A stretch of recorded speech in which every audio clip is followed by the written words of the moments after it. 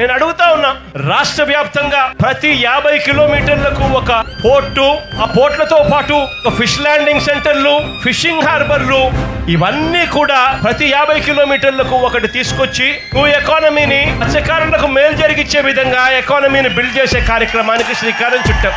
మత్స్యకారులందరికీ కూడా మంచి జరగాలని చెప్పి ఎక్కడెక్కడ మత్స్యకారులు ఉన్నారో వాళ్ళందరినీ కూడా మ్యాపింగ్ చేసి ఏకంగా ప్రతి చోట వాళ్ళ కోసమే ఈ ఫిషింగ్ హార్బర్లన్నీ కూడా నిర్మించడానికి శ్రీకారం చుట్టాం. నేను అడుగుతా ఉన్నాను, ఇదే చంద్రబాబు నాయుడు గారిని గట్టిగా నిలదీస్తూ అడుగుతా ఉన్నాను, అయ్యా చంద్రబాబు నాయుడు గారు, నువ్వు ఏ రోజు కూడా ఈ మాదిరిగా మత్స్యకారుల గురించి కానీ రాష్ట్రం గురించి కానీ ఏ రోజు ఆలోచన చేయలేదు.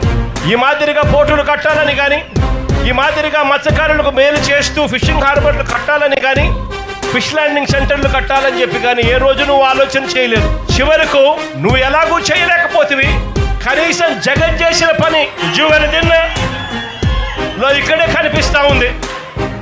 ఆశ్చర్యం ఏమిటో తెలుసా, ఈ జువెలదిన్న ప్రాజెక్టు తయారైపోయి 2 సంవత్సరాలు అయిపోతా ఉంది.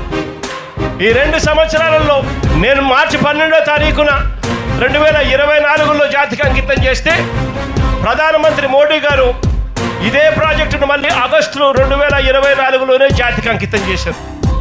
నేను అడుగుతా ఉన్నా, మరి జాతికి అంకితం చేసి దాదాపుగా 2 సంవత్సరాలు దాటుతా ఉంది. ప్రధానమంత్రి గారు కూడా జాతికి అంకితం చేసి దాదాపుగా 1.5 సంవత్సరం పైగానే దాటుతా ఉంది. మరి ఎందుకు ఈ ఫిషింగ్ హార్బర్ను